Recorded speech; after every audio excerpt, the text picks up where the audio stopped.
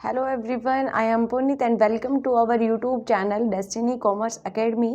So हम कर रहे थे हमारे part 1 business study and management. Okay, यानी कि हम पढ़ रहे थे, जैसे कि प्रीवियस लेक्चर भी आपने देखे होंगे बिजनेस स्टडी और मैनेजमेंट के, जो भी हमने प्रीवियस 2 लेक्चर अभी हमने अपलोड किए हैं पीजीटी के रिगार्डिंग।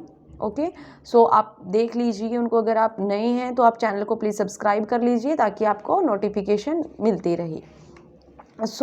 हम कर रहे थे आज इवेल्युएशन ऑफ मैनेजमेंट थॉट, यानी कि जो हम मैनेजमेंट पढ़ते हैं, मैनेजमेंट के बारे में पढ़ते हैं, उसका इवेल्युएशन किस तरीके से किया गया, किस किस ऑथर के द्वारा दिया गया और क्या चेंजेस हुआ, वो सारा हम पढ़ेंगे आज की वीडियो के अंदर। किस तरीके से इंट्रोड्यूस किया गया मैनेजमेंट का, या फिर अगर हम थ्योरीज़ की बात करें तो किस किस के द्वारा थ्योरीज़ दी गई। तो सबसे पहले अगर हम बात करते हैं कि स्टार्टिंग में क्या हुआ, सबसे पहले अगर हम बात करें तो क्या था, पहले क्या था कि the origin of the management can be track back the days when man started living in a group. सबसे पहले तो क्या स्टार्ट किया, मैंने ग्रुप के अंदर रहना स्टार्ट किया, क्योंकि मैनेजमेंट किसका होगा, ग्रुप ऑफ एक्टिविटी होती है management, as you all know. Okay, so जो ग्रुप ऑफ एक्टिविटी है, हम उसी टाइम तो क्या करेंगे, मैनेजमेंट करेंगे। सो इसने बोला कि history revival that strong man organise the mass into group according to their intelligence, physical and mental capabilities के अकॉर्डिंग क्या करते हैं, ग्रुप बनाते हैं। मैनेजमेंट का मतलब क्या, कि दूसरों से हमें काम करवाना है, किस तरीके से हम काम को करवा रहे हैं। सो अगर हम बात करते हैं कि जो इवेल्युएशन हुआ मैनेजमेंट का थॉट में be divided into 4 parts, 4 parts के अंदर डिवाइड किया गया है। फर्स्ट वन क्या आता है इसके अंदर, प्री साइंटिफिक आता है मैनेजमेंट। सेकंड आता है आपका क्लासिकल थ्योरी। थर्ड आती है आपकी नियो क्लासिकल एंड फोर्थ आती है आपकी मॉडर्न थ्योरी और सिस्टम अप्रोच। इन सब के बारे में हम पढ़ेंगे और वीडियो के लास्ट तक जरूर बने रहना, क्योंकि वीडियो के लास्ट में मैं आपको डायग्राम बनवाऊंगी जो कि आपको अपने नोट्स के अंदर प्रिपेयर करना है, ताकि आपके जो नोट्स है वो बिल्कुल कट एंड क्लियर कंसेप्ट समझ के आपके नोट्स बन सके। ओके, सो आइए हम स्टडी करते हैं। सबसे पहले हम बात करेंगे प्री साइंटिफिक अप्रोच की। अगर प्री साइंटिफिक अप्रोच की हम बात करते हैं, सो प्री साइंटिफिक का मतलब हुआ कि जो हम साइंटिफिक जो मैनेजमेंट पढ़ते हैं ना, उससे पहले क्या था या उससे पहले का थॉट क्या रहा होगा। प्री साइंटिफिक के अंदर क्या हुआ, the advent of industrial revolution in the middle of 18th century has its impact on management. Industrial revolution brought about a complete change. Industrial revolution क्या लेके आया, कंप्लीट चेंज लेके आया। किसके अंदर, मेथड ऑफ प्रोडक्शन के अंदर, tool and equipment, organisation of labour and method of rising capital.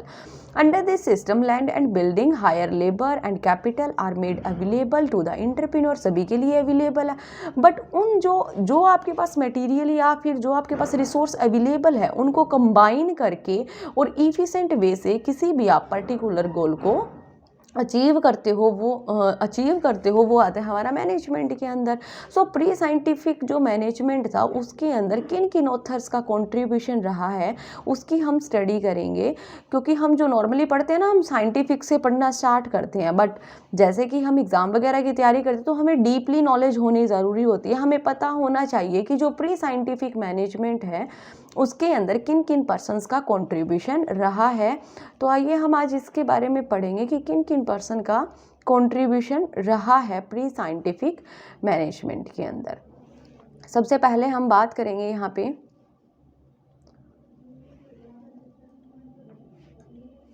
Robert Owen, जिनका जन्म कब हुआ, 1771 से, और डेथ कब हुई, 1858 के अंदर। ओके, तो इन्होंने दिया, सबसे पहले इन्होंने क्या बोला, in this importance of human resource and implement better working condition. इसने बोला कि इसने इम्पोर्टेंस दी है ह्यूमन रिसोर्स को या फिर वर्कर को, एंड इम्प्लीमेंट किया गया कि जो वर्किंग कंडीशन है वो बेटर होनी चाहिए। ओके, सो जो मैंने लिख रखे हैं वो मैंने की पॉइंट्स लिख रखे हैं, आपको सिर्फ एज इट इज़ लर्न करना है कि हमें इसके अंदर कुछ ज़्यादा डीपली नहीं पढ़ना, हमें कंसेप्ट का पता होना चाहिए और किस ऑथर के द्वारा दिया गया है वो हमें चीज़ें पता होनी चाहिए, कि अगर क्वेश्चन आ जाता है प्री साइंटिफिक मेथड के अंदर क्या किन किन ऑथर्स का कंट्रीब्यूशन रहा है, तो हमें पता होना चाहिए कि किन किन का कंट्रीब्यूशन रहा है। मैंने यहाँ पे आपके क्रक्स लिख दिए गए हैं जो भी कंट्रीब्यूशन रहा है और क्या कंक्लूजन है। ही believe that worker deserve respect and dignity, जो वर्कर्स है वो क्या डिजर्व करते हैं, रिस्पेक्ट एंड डिग्निटी।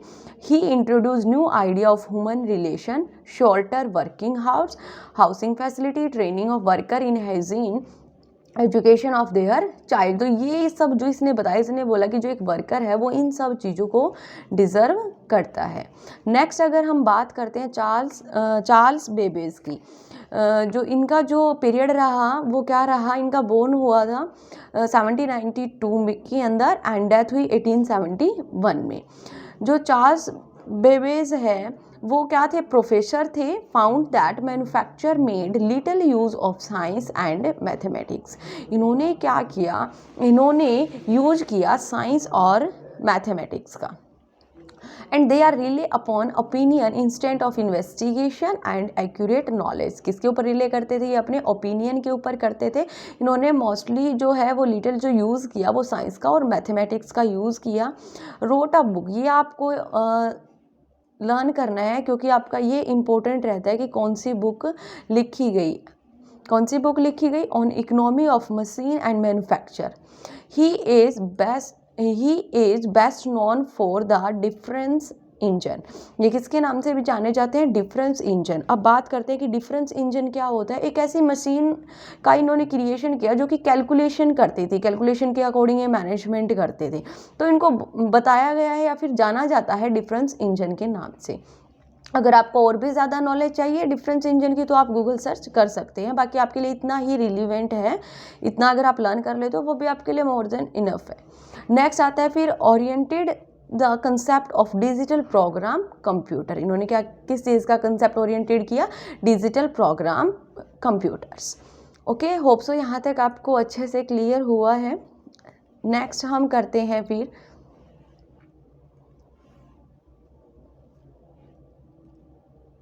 नेक्स्ट आता है हेनरी आर टाउन।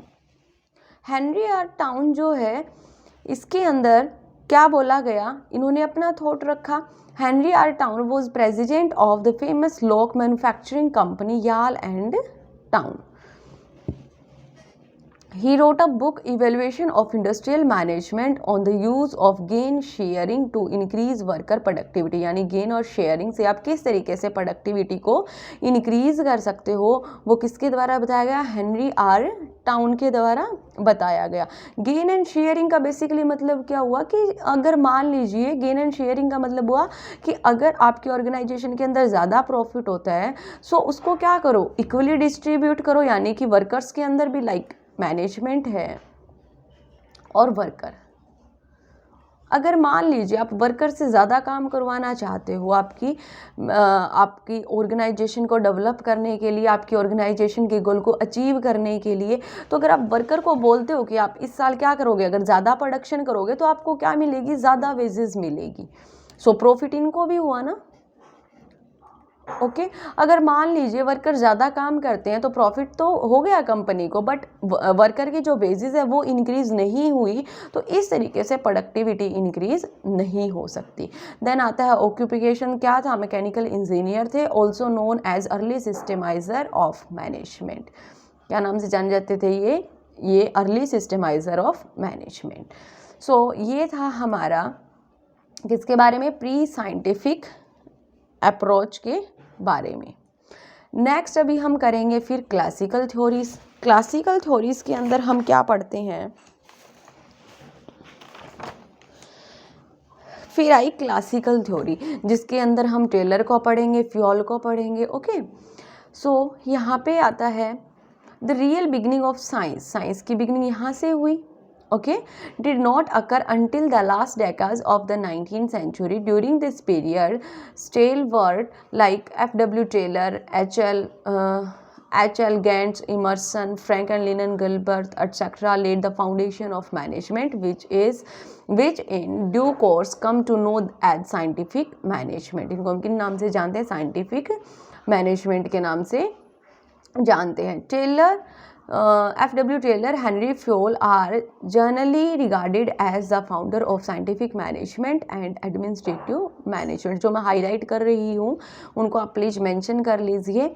इन्होंने क्या किया, साइंटिफिक मैनेजमेंट और administrative management both provide the basis of science and art of management. इन्होंने कुछ प्रिंसिपल्स दिए, इन्होंने कुछ फॉर्मूलाज दिए जो कि हम आगे अभी रीड आउट करेंगे। तो ये सब आएगा आपका क्लासिकल थ्योरीज़ के अंदर। अब क्लासिकल थ्योरीज जो है वो डिस्क्राइब की गई है particular. Okay, next thing is features of management in classical period. It is associated with industrial revolution, जो कि हमने पढ़ा ही है कि किसके साथ एसोसिएटेड, इंडस्ट्रियल रेवोल्यूशन के साथ, and rising large scale enterprises. Okay, next हम करते हैं अभी सेकंड आता है classical organisation and management theories based on contribution from a number of sources. They are scientific management, administrative management theories, bureaucratic model, microeconomics and public administration. ये हम सारा किसके अंदर पढ़ेंगे, साइंटिफिक थ्योरी के अंदर पढ़ेंगे। Management thought focus on job content, division of labour, standardisation, simplification, specialisation and scientific approach toward organisation. इसके बारे में हम पढ़ेंगे, इसके ऊपर हम ज़्यादा फोकस करेंगे। तो आप भी इनको साथ के साथ मेंशन कर लीजिए, क्योंकि एग्ज़ाम के अंदर थ्योरीज में से, मैनेजमेंट की थ्योरीज में से क्वेश्चन बनता ही बनता है, क्योंकि ये हमारा जो मैनेजमेंट का है वो कोर टॉपिक रह जाता है। ओके, नेक्स्ट, जैसे कि आपको पता है, आप बीकॉम एमकॉम में भी पढ़ के आए हो, तो वहाँ पर भी इससे रिलेटेड क्वेश्चन बनता है, क्योंकि ये कोर टॉपिक होता है मैनेजमेंट का। अभी हम स्टडी करेंगे किसके बारे में, टेलर साइंटिफिक मैनेजमेंट के बारे में।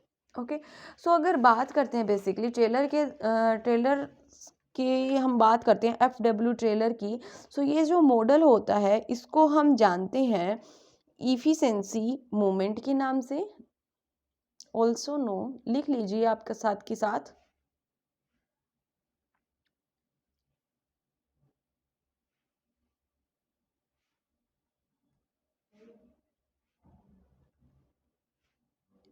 Efficiency movement and industrial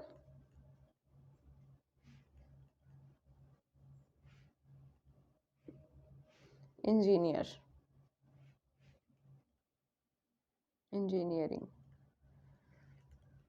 okay, इतना आपने राइट डाउन कर लिया होगा। अभी हम नेक्स्ट पढ़ेंगे कि FW टेलर का जो जन्म है वो कब हुआ था, 1856 की में इन USA। ओके, और आपको एक बात ध्यान रखने की, जो FW टेलर है ये फ्लोर लेवल पे वर्कर थे।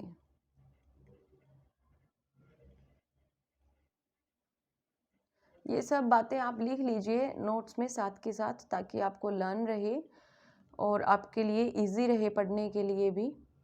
ओके, सो और क्या क्या बताया गया टेलर साइंटिफिक मैनेजमेंट के बारे में, इसने बोल रखा है started at apprentice machinist in Philadelphia USA, he rose to the chief engineer. कहाँ से उठे थे ये, यानी कि कहाँ से इन्होंने काम करना स्टार्ट किया, chief engineer at the Midvale engineering work and later serve the Bethlehem work. बाद में इन्होंने बैथलिम के अंदर भी काम किया, जहाँ पे इन्होंने एक्सपेरिमेंट किया with his idea and made the contribution to the management theory. के अंदर इनका क्या रहा, फिर कॉन्ट्रीब्यूशन रहा। पूरा नाम की अगर बात करते हैं तो पूरा नाम है, FW का मतलब होता है फ्रीडरिक विंस्लो टेलर, वो was known as foundation of scientific management. अगर आपको बोला जाए कि father of scientific management, FW Taylor को क्या बोलते हैं, father of scientific management. Okay, जो 5 जो प्रिंसिपल दिए गए हैं वो हम आगे पढ़ेंगे इसके बारे में। वो first recognise based need the scientific approach के बारे में बताया गया है। इन्होंने क्या बताया कि जो भी हम इफिशिएंसी के साथ किस तरीके से काम कर सकते हैं और किस तरीके से हम जो वेस्टेज को या इनएफिशिएंसी को कम कर सकते हैं, कौन सा हम मेथड अडॉप्ट करें, उसके बारे में बताया गया है। सो आप पूरा पैराग्राफ रीड आउट कर लेना, कोई ज़्यादा मुश्किल नहीं है, इनका कंक्लूज़न यही है। अब अगर हम बात करते हैं कि जो scientific management consist essential of, किस किस के लिए एसेंशियल होता है, सो ऑब्जर्वेशन के लिए, मेजरमेंट के लिए, experimental and interference. Okay, next हम पढ़ेंगे अभी अप्रोचेज को सम अप किया, या फिर आप प्रिंसिपल बोल सकते हो। क्या क्या प्रिंसिपल हुआ? सबसे फर्स्ट प्रिंसिपल यहाँ पे आता है science not rule of thumb. क्या मतलब हुआ कि आप साइंस को अडॉप्ट कीजिए, रूल ऑफ थंब को अडॉप्ट नहीं मत कीजिए। यानी कि जो साइंस की बुक में हम पढ़ते हैं कि रूल ऑफ थंब क्या होता है, साइंस का एक टॉपिक है रूल ऑफ थंब कि जैसा बोला गया है वैसा ही अगर आप करते हो ना, सेम रिजल्ट आपको मिलता है। तो इसने बोला आप साइंस को सेलेक्ट कीजिए, not rule of thumb. Science का मतलब क्या हुआ कि आप कुछ भी करने से पहले सोचिए, यानी कि हमारे लिए अगर हम कोई भी वर्कर है वो अपॉइंट कर रहे हैं तो सोचिए क्या उसके लिए हम सिलेक्शन सही कर रहे हैं, रिक्रूटमेंट हम सही कर रहे हैं, क्या right person to right job हम प्रोवाइड कर रहे हैं या नहीं कर रहे हैं। इस तरीके की आप क्या करिए, वेरिफिकेशन कीजिए। सो इसके द्वारा यही दिया गया था कि science not rule of thumb, science को फॉलो कीजिए, रूल ऑफ थंब को नहीं। नेक्स्ट फिर आता है हार्मनी नॉट डिस्कार्ड। हार्मनी का मतलब क्या हुआ कि मैनेजमेंट और वर्कर्स के बीच में हार्मनी बना के रखिए या फिर कोऑर्डिनेशन बना के रखिए, दोनों के बीच में कोई भी टकराव नहीं होना चाहिए। अगर मैनेजर एंड वर्कर के बीच में कोऑर्डिनेशन होगा तो आपकी जो है वो इफिशिएंसी क्या होगी, वर्क की इंक्रीज होगी। ठीक है, नोट डिस्कार्ड का मतलब होता है कि या तो आप डिस्करेज ना कीजिए या फिर आप कोई भी ऐसा कुछ डिस्प्यूट ना हो वर्कर और मैनेजर के बीच में या वर्कर और मैनेजमेंट के बीच में। ओके, तो ये बताया गया था आपका सेकंड पॉइंट के अंदर। फिर थर्ड आता है कॉपरेशन नॉट इंडिविजुअलिज्म। इसका मतलब क्या होता है, कॉपरेशन का मतलब हुआ कि आप जो है वर्कर के अकॉर्डिंग भी यानी कि जो भी आप रूल बना रहे हो, पॉलिसीज बना रहे हो, वो वर्कर के अकॉर्डिंग भी बनाइए, न कि इंडिविजुअल के अकॉर्डिंग। लाइक अगर कोई भी मैनेजर है वो ये सोचे कि मेरे को प्रॉफिट होना चाहिए, वर्कर को चाहे ना हो प्रॉफिट, तो ऐसा नहीं होना चाहिए। इंडिविजुअल के बारे में नहीं सोचना चाहिए, हमें कॉपरेशन के साथ रहना चाहिए, हमें सबके हित के बारे में सोचना चाहिए। फिर फोर्थ पॉइंट आता है आपका maximum output in place of restricted output. हमें मैक्सिमम आउटपुट करना है, रिस्ट्रिक्टेड आउटपुट नहीं करना। कि ये कोई रिस्ट्रिक्शन नहीं है कि आप पूरे दिन में आपको 50 यूनिट बनानी है। अगर आपकी जो है इफिशिएंसी है, जो आपकी इफेक्टिवनेस है वो ज़्यादा है तो आप मैक्सिमम आउटपुट कीजिए। ठीक है, देन फिफ्थ पॉइंट आएगा यहाँ पे the development of each man to his greatest efficiency and prosperity. यानी कि जो भी कोई मैन है, जो पर्सन है, जो एम्प्लॉय है वहाँ पे काम कर रहा है तो उसको ग्रेटर इफिशिएंसी के साथ काम करना चाहिए और उसकी डेवलपमेंट होनी चाहिए पर्सन की खुद की। अब डेवलपमेंट कैसे होगी, development? Through the training. Training होगी, वर्कशॉप लगवाइए, ट्रेनिंग करवाइए, ठीक है, उनको कोचिंग प्रोवाइड किए, उनको कोई नई टेक्निक के बारे में सिखाइए तो ही होगी ना। तो ये क्या होते हैं बेसिकली, जो 5 प्रिंसिपल्स हम बोल सकते हैं जो कि किसके द्वारा दिए गए थे, FW टेलर के द्वारा दिए गए हैं। होप सो आप सबको क्लियर हुआ होगा यहाँ तक। अगर कोई भी प्रॉब्लम है तो आप कमेंट बॉक्स में हमसे पूछ सकते हैं, कंसल्ट कर सकते हैं आप। नेक्स्ट आता है फिर फीचर ऑफ साइंटिफिक मैनेजमेंट। क्या क्या फीचर रहेंगे साइंटिफिक मैनेजमेंट के? नंबर 1 रहेगा यहाँ पे scientific task and rate setting या फिर वर्क स्टडी। वर्क स्टडी में भी define as the systematic objective and critical examination of all factor governing the operational efficiency of any specified activity in order to effect improvement. यानी कि हम जो भी काम करेंगे साइंटिफिकली, जो भी बताया गया है कि हम किस किस तरीके से क्या क्या टेक्निक को हम अडॉप्ट करें, अगर हम उन टेक्निक को अडॉप्ट करते हैं तो हमारी जो वर्क की जो इम्प्रूवमेंट है वो ज़्यादा होगी। अब वर्क स्टडी के अंदर क्या क्या चीज़ें इंक्लूड होती है, FW टेलर ने क्या क्या चीज़ों को इंक्लूड किया कि जिसके द्वारा आप वर्क स्टडी को इंक्रीज कर सकते हो या वर्कर की इफिशिएंसी को इंक्रीज कर सकते हो। नंबर 1 यहाँ पे आता है मेथड स्टडी। यानी कि आप क्या कीजिए, the management should try to ensure that the plant is laid out in the best manner and occupy with best tool and machinery. The possibility of eliminating or combining certain operation में B study, यानी कि आप कोई भी best method को select कीजिए। ये नहीं है कि एम्प्लॉयज़ जो काम कर रहे हैं सब अलग अलग तरीके से काम कर रहे हैं या अपने अपने तरीके से काम कर रहे हैं, ऐसा नहीं होना चाहिए। आप कोई भी बेस्ट मेथड को क्या कीजिए, फाइंड आउट कीजिए और बेस्ट मेथड को सिलेक्ट कीजिए और उसी को आप अपनी ऑर्गेनाइजेशन के अंदर अप्लाई कीजिए। नेक्स्ट फिर आपका आता है मोशन स्टडी। मोशन स्टडी के अंदर क्या आएगा, it is a study movement and operation और even a machine in performance and operation with purpose eliminating useless motion. क्या पर्पज होना चाहिए, the purpose of eliminating useless motion.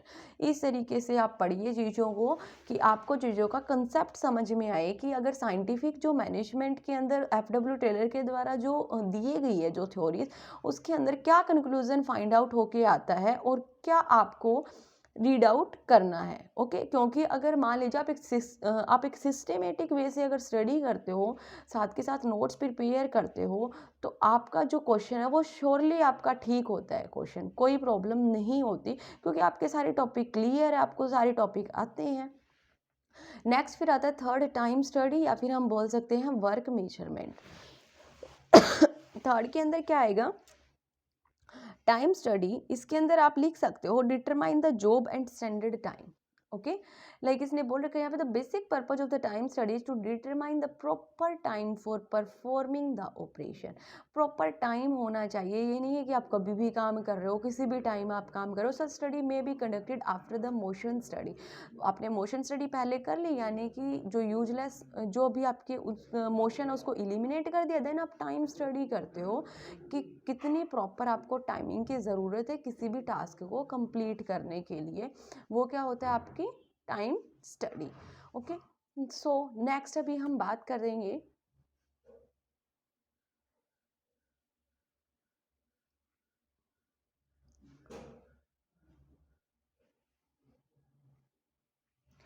Next आता है यहाँ पे fatigue study.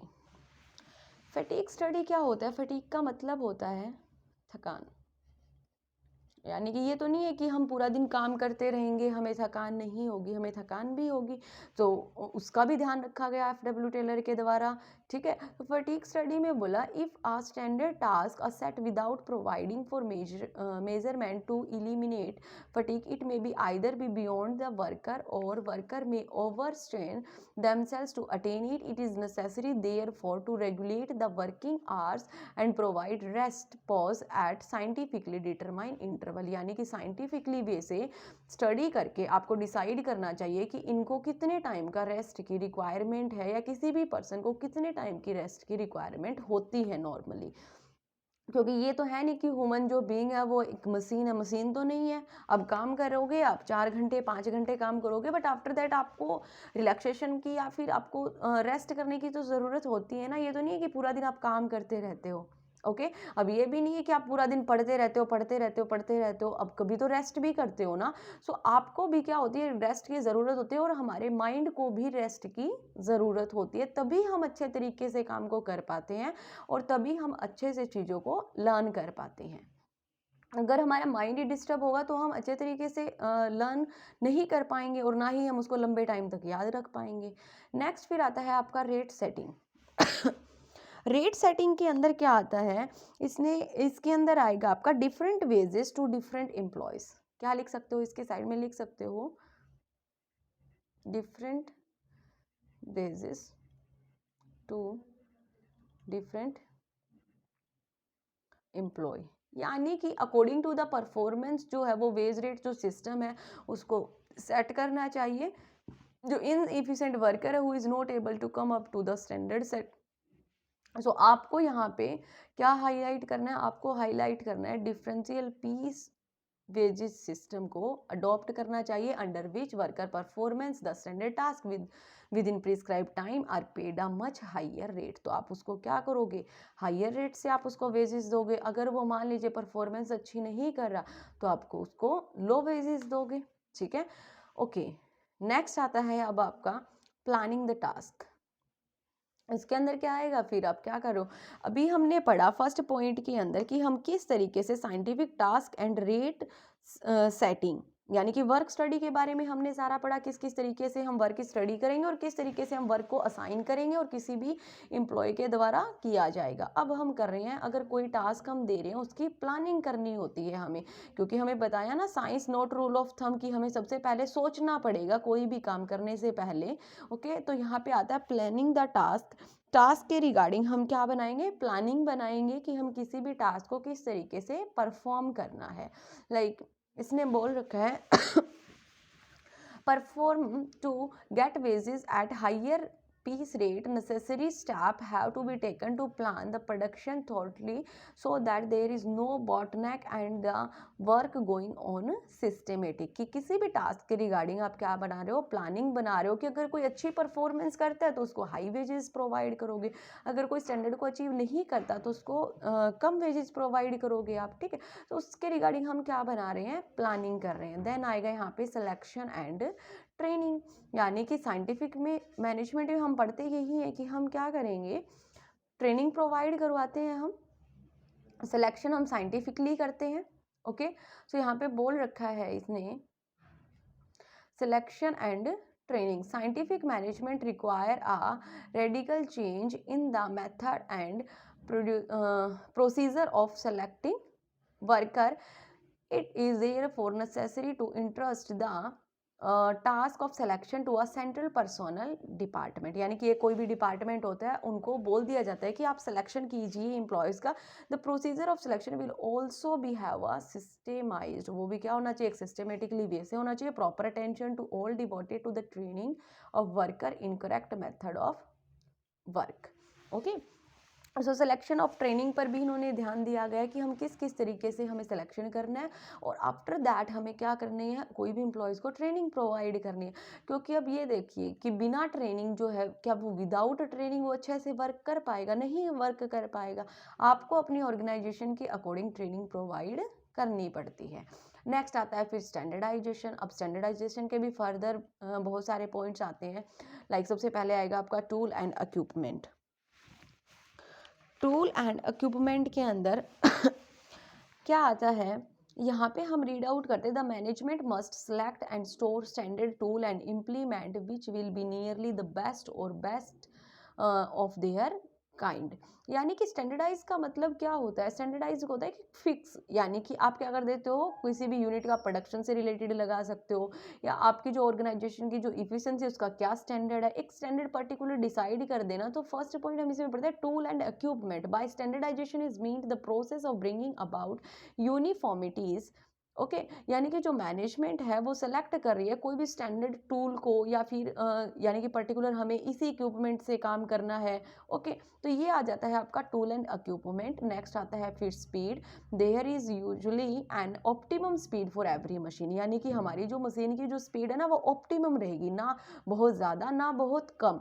If the exceed it is likely to result damage to the machine, अगर हम उससे ज़्यादा काम करवाने की कोशिश करेंगे या फिर अगर हम उससे ज़्यादा प्रोडक्शन करवा भी रहे, मान लीजिए उसकी कैपेसिटी है 100 यूनिट प्रोड्यूस करने की और हम कितनी करवा रहे हैं, 150 करवा रहे हैं, तो क्या होगा, जल्दी ख़राब हो जाएगी। ऐसे ही हमारे घर में भी होता है, अगर मान लीजिए कोई भी मशीनरी या कुछ भी अगर हम लेके आते हैं तो जितना उसकी कैपेसिटी होता है उतना ही तो काम करती है ना। ये तो नहीं है कि आप बहुत ज़्यादा करवाओगे। अगर आप बहुत ज़्यादा उससे काम करते हो, बहुत ज़्यादा प्रोडक्शन कर रहे हो यूनिट का, तो क्या होगी, ख़राब हो जाएगी जल्दी।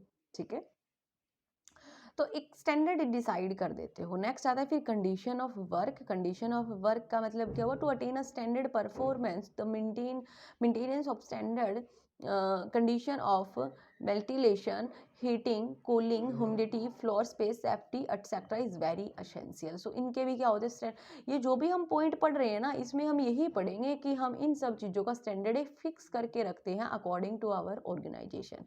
फोर्थ पॉइंट आता है material. The efficiency of worker depends upon quality of material. किस पे डिपेंड होती है, क्वालिटी ऑफ मटेरियल पे, and the method of handling material. Okay, तो इसका भी एक स्टैंडर्ड हम फिक्स करके रखते हैं।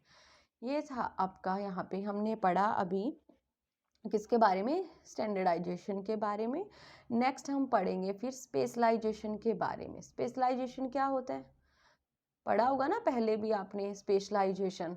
ओके, लाइक ऐसे बोल देते हैं कि टीचर की स्पेशलाइजेशन किस सब्जेक्ट के अंदर है। ओके, आपने एमकॉम के अंदर कौन सा स्पेशलाइजेशन से कर रखी है, आपने कौन से सब्जेक्ट से कर रखी है, तो वो होता है स्पेशलाइजेशन का मतलब क्या होता है कि कोर सब्जेक्ट क्या होता है, या फिर आपका जो है हैंडल जो है, या फिर आपकी किस सब्जेक्ट के अंदर अच्छी नॉलेज है आपको।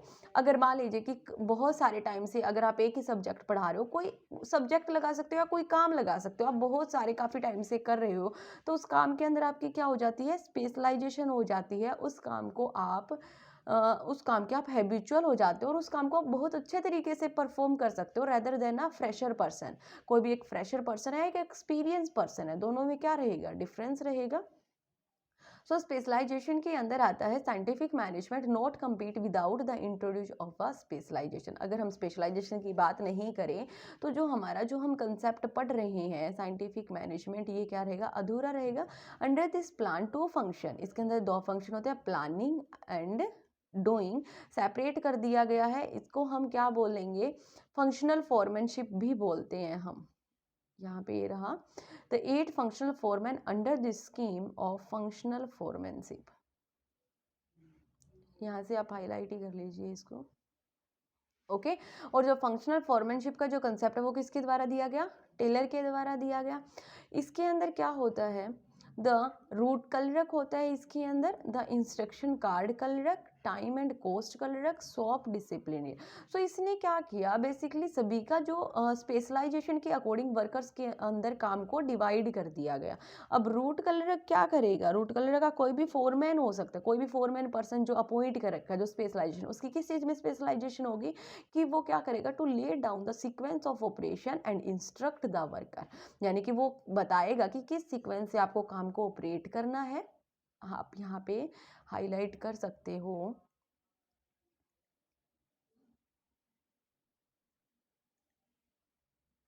Sequence of operation and instruction the worker.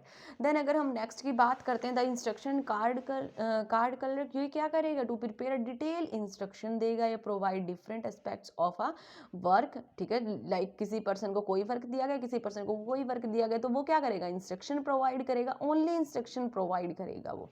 Then अगर हम बात करते हैं टाइम एंड कोस्ट कलर की, to send all information relating to their pay to the worker and to secure proper return of work from them। Time and cost का मतलब क्या हो कि वो सारी इंफॉर्मेशन जो है वो क्या करेगा, सेंड करेगा, और उनको पे कितना करना चाहिए, किस सीक्वेंस में उन्होंने काम किया, वो सारी इंफॉर्मेशन कौन देगा, टाइम एंड कॉस्ट कल रख देगा। देन अगर हम बात करते हैं सॉप डिसिप्लिनरी की, इसके अंदर क्या आएगा, to deal with the case of the breach of discipline and absenteeism. यानी कि कितना जो है आपकी ऑर्गेनाइजेशन के अंदर जो वर्कर काम कर रहे हैं वो डिसिप्लिन से रह रहे हैं, अब्सेंट कितना रह रहे हैं, प्रेजेंस कितनी रह रहे हैं, उन सब की इंफॉर्मेशन देता है सॉप डिसिप्लिनियर। ठीक है, तो ये आता है सारा स्पेशलाइजेशन के अंदर आता है। सो अगर हम बात करते हैं इसको लर्न करने की, कि ऐसे हमारा ये लर्न नहीं रहता, तो एक इसकी छोटी सी ट्रिक है, हम किस तरीके से लर्न कर सकते हैं। जो ये हमारे होते हैं ना, इसको हम बोलते हैं यहाँ से यहाँ तक, इनको हम बोलेंगे प्लानिंग ऑफिसर। ओके, और हम इसको इस तरीके से लर्न कर सकते हैं, TRIPS, ट्रिप्स हम पढ़ते हैं। ओके, कॉमर्स के अंदर हम पढ़ते हैं, तो इसके अंदर से ना पी कट कर दीजिए आप। सो ये क्या हो जाएगा आपका, टी से टाइम एंड कॉस्ट कलरक हो जाएगा, आर से क्या हो जाएगा आपका रूट कलरक हो जाएगा, आई से इंस्ट्रक्शन कार्ड कलरक, और एस से क्या हो जाएगा सोप डिसिप्लिनियर। ये होता है आपका, इसके अंदर ये आता है सारा प्लानिंग ऑफिसर के अंडर आता है। यानी कि दो पार्ट्स में हम डिवाइड करेंगे, नंबर 1 प्लानिंग ऑफिसर और नंबर 2 हम फर्दर करेंगे प्रोडक्शन ऑफिसर। सो फर्दर हम करेंगे,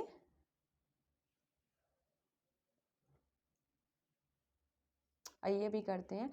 जो हमारे ये नेक्स्ट अगर हमारे 5 होते हैं, ये होते हैं आपके प्रोडक्शन ऑफिसर, और इसको हम लर्न कर सकते हैं, गर्ल्स एल को कट कर दो, जी से गैंग बॉस हो गया, आई से इंस्पेक्टर हो गया, आर से रिपेयर बॉस और एस से स्पीड बॉस।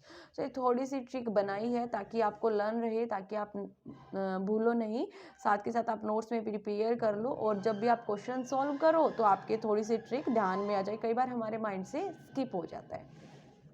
अभी हम पढ़ते हैं गैंग बॉस के बारे में। क्या आता है इसके अंदर? To assemble and set up tool and machine and to teach the worker to make all their personal motion in quickest and best way. यानी कि हम किस तरीके से क्या मेथड हम अडॉप्ट करें कि हमारे जो मोशन है वो भी कम हो और हमारा जो वर्क है वो फास्ट वे से हो। स्पीड बॉस के अंदर हम क्या पढ़ते हैं कि स्पीड से मशीनरी काम करेगी to ensure that machine are run in a best speed of a proper tool are used by the worker. Repair के अंदर रिपेयरिंग का आप देखोगे मशीनरी का, ओके। और इंस्पेक्टर के अंदर to show to the work how to do, यानी कि किस तरीके से काम को किया जा रहा है। देन हम पढ़ते हैं नंबर 6 पे मेंटल रेवोल्यूशन। मेंटल रेवोल्यूशन के अंदर क्या आएगा? At present industry divided into two group, management and labour. किन दो ग्रुप्स में डिवाइड होती है? मैनेजमेंट में और लेबर में। सो मेजर प्रॉब्लम आती है कि इन दोनों के बीच में कंफ्लिक्ट नहीं होना चाहिए, okay. The management want maximum possible share of surplus as a profit. Management क्या चाहते हैं कि ज़्यादा प्रॉफिट हो। The worker wants as large share of form of the wages. इनको क्या मिले? वेजेज मिले। Taylor has mind the enormous gain the arise from higher productivity, such gain can be shared both by the management. तो अगर हम maximum productivity की बात करें तो कब होगा? जब दोनों क्या करें? बोथ शेयर करें, शेयरिंग द प्रॉफिट इक्वली। सो ये होता है आपका मेंटल रेवोल्यूशन, यानी कि दोनों की मेंटेलिटी है वो अच्छी होनी चाहिए। दोनों जो है एक दूसरे के बारे में अच्छा सोचे और दोनों के अंदर कोऑर्डिनेशन होना चाहिए, क्योंकि अगर उनकी जो मेंटेलिटी है या फिर उनका जो एटीट्यूड है वो ही अगर पॉजिटिव नहीं होगा तो आप अच्छे तरीके से वर्क नहीं कर सकते या ज़्यादा प्रोडक्टिविटी से आप काम नहीं कर सकते, ओके। नेक्स्ट हाँ, अभी हम कर रहे हैं कुछ क्रिटिसिज्म भी है। अब ये तो होता ही है ना, हर बार जो भी थ्योरीज वगैरह डेवलप की जाती है उसके एडवांटेज भी होते हैं और उसके कुछ ड्रॉबैक भी होते हैं। और नेक्स्ट थ्योरी का तभी इन्वेंशन किया जाता है जब प्रीवियस थ्योरी के क्रिटिसिज्म को हमें अवॉइड करने होते हैं। सो अगर हम क्रिटिसिज्म की बात करते हैं तो वर्कर के क्रिटिसिज्म अलग से होते हैं और एम्प्लॉयर के क्रिटिसिज्म अलग से होते हैं। वर्कर के क्रिटिसिज्म क्या हुए? अब उन्होंने क्या किया? बहुत ईजी कर दिया काम को, तो उनको वर्कर को स्पीडली काम करना पड़ता था। Loss of individual worker incentive, okay. यानी कि वो जो इंडिविजुअल है उसको क्या करना पड़ा कि उन्होंने क्या किया? जो भी वो इनिशिएटिव लेते थे कुछ भी, अब सारा साइंटिफिकली कर दिया गया। Problem of monotony and reduction of employment, weakening of trade union, exploitation of worker. तो इस तरीके से वर्कर्स के द्वारा क्रिटिसिज्म किया गया। और एम्प्लॉयर को क्या क्या करना पड़ा? Heavy investment, loss due to reorganisation करना, स्ट्रक्चर को दोबारा से रीऑर्गेनाइज करना, and unsuitable for a small scale firm. Then Taylor was pioneer in introducing scientific reason to the discipline of management. Many objection raised were later remedies by another contributor. बहुत सारे objection उठाए गए थे but इनका जो solution है वो किन्होंने किया? बहुत सारे कंट्रीब्यूटर हुए जो दूसरे कंट्रीब्यूटर थे जिसके अंदर उन्होंने कंट्रीब्यूशन दिया साइंटिफिक मैनेजमेंट के अंदर, like Henry Fayol L Gantt and Frank and Lillian Gilbreth and Harrington Emerson. इन सब का भी कंट्रीब्यूशन हम पढ़ेंगे, ओके। सो इन्होंने, आज हम पढ़ते हैं फिर आगे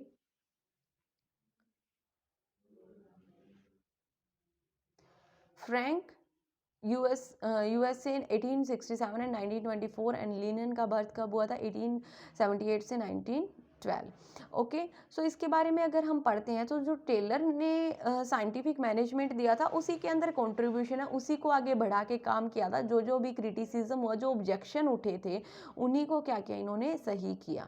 सो जो idea of Taylor was also strongly supported and develop famous husband and wife team of the Frank and Lillian Gilbert.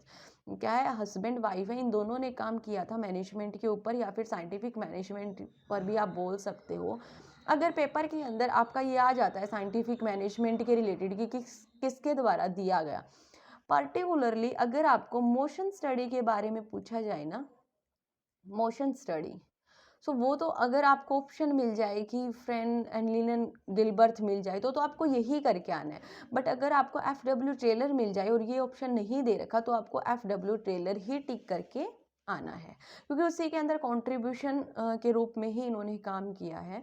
They become interested in wasted motion in work after meeting Taylor. They contribute their idea with Taylor.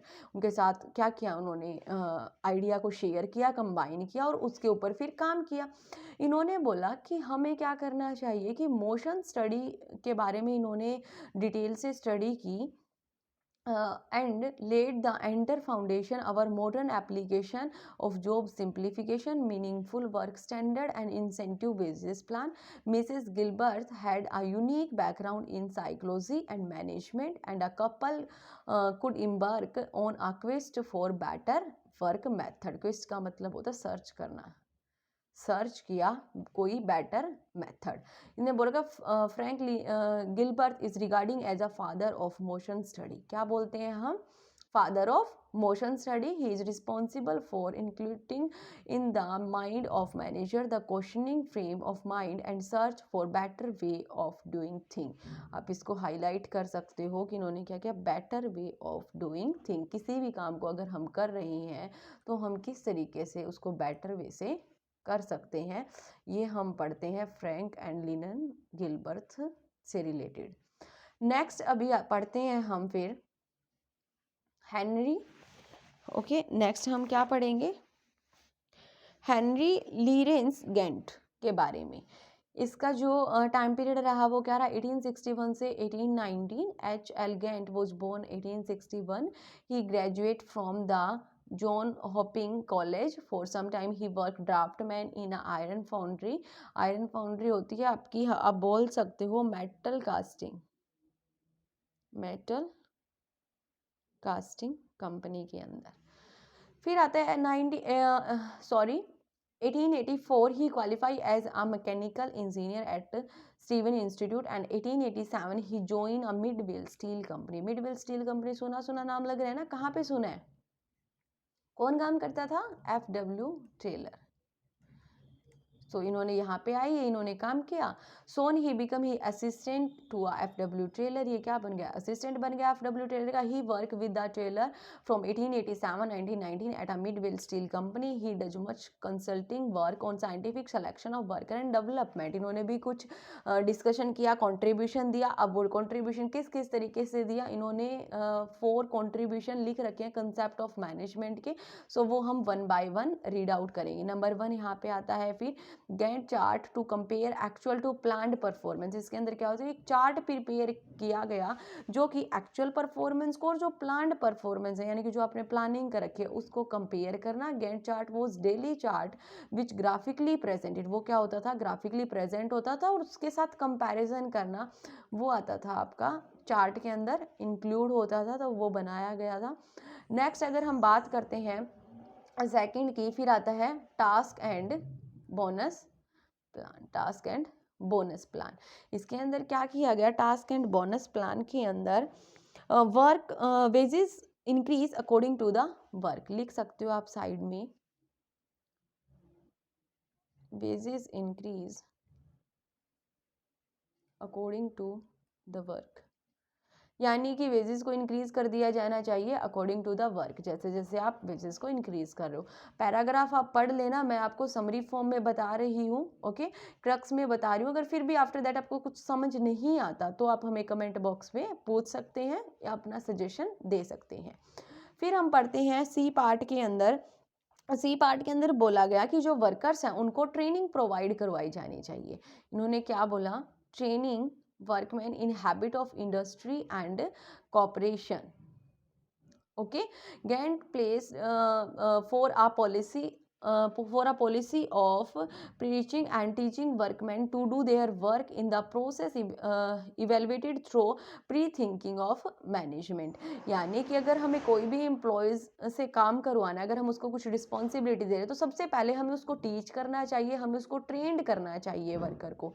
फिर आता है fourth point के अंदर क्या आएगा, Gantt lead great emphasise on a leadership. Leadership के ऊपर भी इन्होंने फोकस किया कि अगर ऑर्गेनाइजेशन में कोई काम कर रहा है तो उसको एज अ लीडरशिप क्वालिटी हमें मेंटेन करनी चाहिए ऑर्गेनाइजेशन के अंदर। अगर लीडरशिप क्वालिटी होती है, मेंटेन होती है, तो जो लीडर होता है, जो फॉलोवर होते हैं, वो लीडर को क्या करेंगे, फॉलो करेंगे। जैसे जैसे लीडर काम करेगा वैसे वैसे जो फॉलोवर है वो भी उसको फॉलो करेंगे, तो प्रोडक्टिविटी इंक्रीज होगी।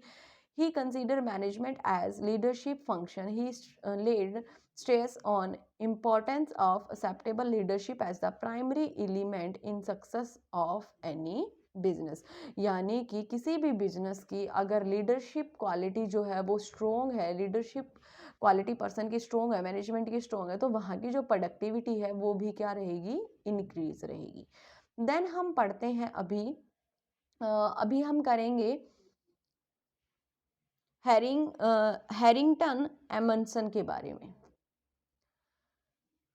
हैरिंगटन एमर्सन के बारे में, इसका जो बर्थ कब हुआ, 1853 to 1931।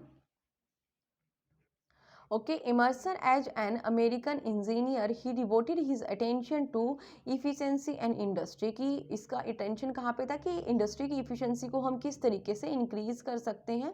He was the first to use term efficiency engineering। इसने कौन सी term का use किया, efficiency engineering, to describe his brand of a consulting। Okay, he is called his philosophy the gospel of efficiency. According to him efficiency means, यहाँ से आप highlight कर लीजिए इसको, इसके अकॉर्डिंग इफिशिएंसी का मतलब क्या था कि right thing is doing in right manner by right man, right place and right time. यानी कि सही पर्सन को आपको काम प्रोवाइड करना चाहिए, सही टाइम पे, सही प्लेस पे। ओके, तो इफिशिएंसी का मतलब जो हैरिंगटन इमर्सन है उसके अकॉर्डिंग ये था। उसके बाद इसने कुछ क्या दिए, प्रिंसिपल्स दिए, लाइक आइडियल होना चाहिए, common sense, competent counsel, discipline, fair deal, proper record, dispatching standard and scheduling. So ये आप थोड़ा सा मेंशन कर लेना, थोड़ा सा पढ़ लेना। ओके, क्योंकि हम क्या पढ़ रहे हैं, हम ऑलरेडी हम बहुत डीप कंसेप्ट पढ़ रहे हैं, सारी थ्योरीज के अंदर जितने लोगों का कंट्रीब्यूशन है वो सारा पढ़ रहे हैं। बट ज़रूरी नहीं है कि बिल्कुल एज इट इज़ लर्न हो, बट आपको बेसिकली थोड़ा सा पता होना चाहिए कि क्या क्या चीज़ें थ्योरीज के अंदर इंक्लूड की गई है। सो आज का हमारा टॉपिक था, क्या क्या किया आज हमने किया है साइंटिफिक। आप एक डायग्राम प्रिपेयर कर लीजिए साथ के साथ, ताकि आपको लर्न रहे। हम यहाँ पे डायग्राम बनाते हैं, लिख लीजिए साथ के साथ। इवेल्युएशन ऑफ मैनेजमेंट थॉट, यहाँ पे क्या क्या आएगा,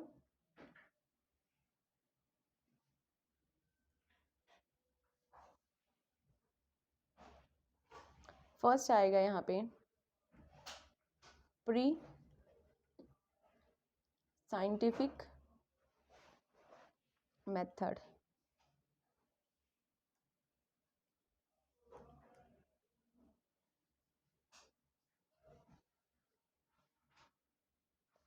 फिर आएगा आपका क्लासिकल बोल सकते हो आप, फिर न्यू क्लासिकल। जैसे जैसे मैं बनवा रही हूँ वैसे वैसे आप साथ के साथ नोट्स प्रिपेयर करते रहिए। मॉडर्न अप्रोच, सारी आपकी जो मैनेजमेंट है वो नोट्स के थ्रू ही कवर अप हो जाएगी, और लेक्चर को साथ के साथ कंप्लीट लेक्चर देखते रहिए। फर्स्ट कंट्रीब्यूशन किसका रहा था, हमने पढ़ा था रॉबर्ट ओवेन का। सेकंड चार्ल्स बेबेज का। Third Henry R Towne. Classical की अगर हम बात करते हैं, सो क्लासिकल में हम क्या क्या पढ़ते हैं, साइंटिफिक मैनेजमेंट, नंबर 2 हम पढ़ेंगे एडमिनिस्ट्रेटिव, एंड नंबर 3 हम पढ़ेंगे ब्यूरोक्रेटिव। ओके, एंड आज के लेक्चर में हमने कितना किया? आज के लेक्चर में हमने किया है यहाँ तक। ओके, तो आप यहाँ तक आप समझ लीजिए। उसके बाद फर्दर हम करेंगे नेक्स्ट वीडियो के अंदर, बट आप डायग्राम को मेंटेन करते रहिए साथ के साथ, और साथ के साथ आप लेक्चर्स को देखते रहिए। ओके, और लेक्चर आपको कैसा लगा ये हमें कमेंट बॉक्स में ज़रूर बताएं, क्योंकि जैसे आप सजेशन देते हो, कमेंट करते हो, तो हमें भी इस चीज़ से मोटिवेशन मिलता है। हम भी आपके लिए नए नए वीडियोस लेके आते हैं, कंसेप्ट की क्लियरिटी करवाते हैं। अगर आपको किसी भी और कंसेप्ट में डाउट हो, समझना हो, तो वो भी आप हमें कमेंट करके बता सकते हैं। Okay, so please like, share and subscribe our YouTube channel, and thank you everyone.